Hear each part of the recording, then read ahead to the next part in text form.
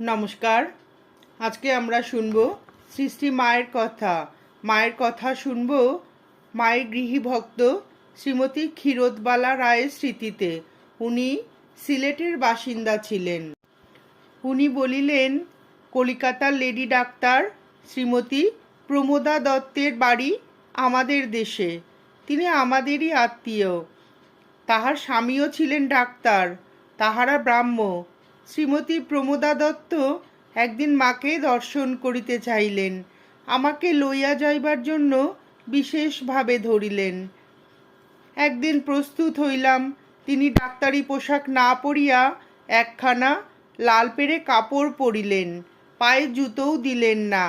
মাথায় গঙ্গা জলের ছিটা লইয়া রওনা হইলেন। মায়ের বাড়িতে ঢুকিয়া ওপরে উঠিয়া সিঁড়ির পাশের ঘরটিতেই মায়ের ধ্যানস্থ একখানা ফটো থাকে।